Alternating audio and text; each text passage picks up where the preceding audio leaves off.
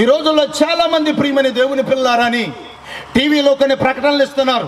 ఏంటి అనంటే, మీకు ఉద్యోగం లేదా, మా టీవీ ప్రోగ్రానికి 10,000 స్పాన్సర్ చేయండి, ఉద్యోగం వచ్చింది. విన్నారా ఈ మాట ఎప్పుడన్నా మీరు? విన్నారా మీరు? టీవీలు ఉన్నాయి అసలు మీకు? ఏమ్మా ఉన్నాయా? చెప్పండి అమ్మా. ఉండా విషయం చెప్పండి తల్లి. ఉన్నాయి కదా.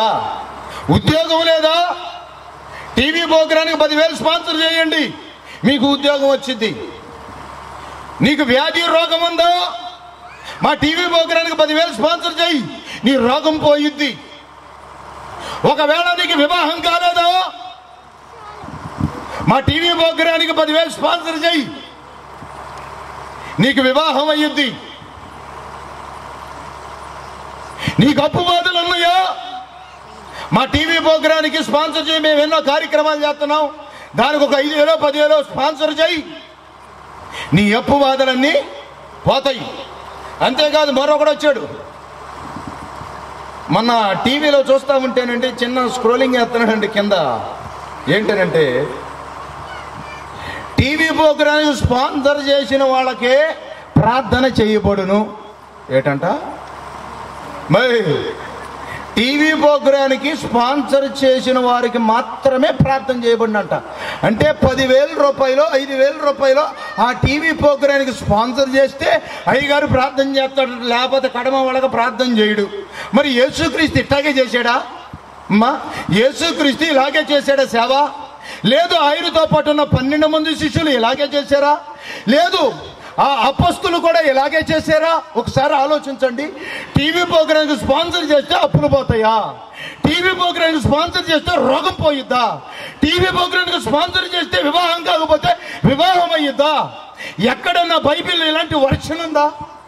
ఏ అపస్తుల బాధలోనన్నా ఇలాంటి మాటలు వారు ప్రస్తావన చేశారా?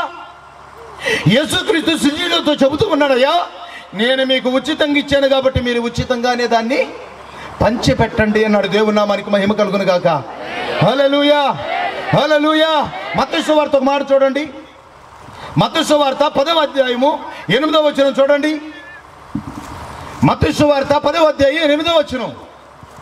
రోగులను స్వస్థపరచుడి, రోగులను స్వస్థపరచండి, చనిపోయిన వారిని లేపుడి, చచ్చిపోయిన వాళ్ళని లేపండి, కుష్ఠరోగులను శుద్ధులుగా చేయుడి, కుష్ఠరోగులను శుద్ధులుగా చేయండి, దయ్యములను వెళ్ళగొట్టుడి, దయ్యాలను వెళ్ళగొట్టండి, ఉచితముగా పొందితిరి, ఉచితంగా పొందితిరి, ఉచితముగా ఇయుడి, ఉచితంగానే ఇవ్వండి. దేవునికి స్తోత్రం చెబుదాం. ఒకసారి 2 చేతులు పైకెత్తి హల్లెలూయా.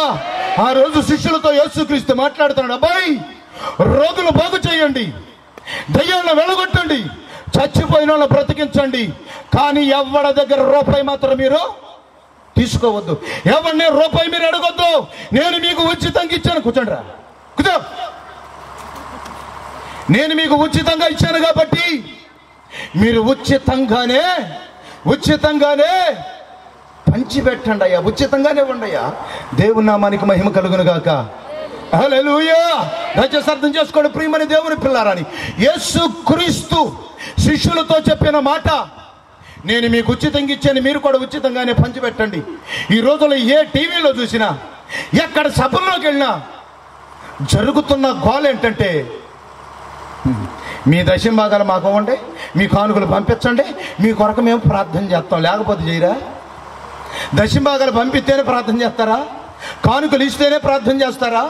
టీవీ ప్రోగ్రామ్ స్పాన్సర్ చేస్తేనే ప్రార్థన చేస్తారా? లేకపోతే ప్రార్థన చేయరా? ఆ రోజు అపొస్తలులు చేసిన సేవ ఏంటి? ఆ రోజు అపొస్తలులు చేసిన బాధ ఏంటి? ఆ రోజు యేసుక్రీస్తు శిష్యులకి చెప్పిన మాటలేంటి?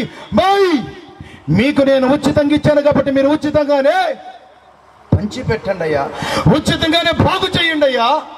దేవుని నామానికి మహిమ కలుగును గాక. హల్లెలూయా. బిగ్గరగా చెబుదామమ్మా. మీ ఊరిలో అల్లెలు చెప్పరేటి? అల్లెలు చెప్పరా? బిగ్గరగా చెబుదాం ఒకసారి. నాకు కాదు చెప్పేది, యేసయ్యకి, దేవునికి స్తోత్రం. హల్లెలూయా. దయచేసి అర్థం చేసుకోండి ప్రియమైన దేవుని పిల్లారని.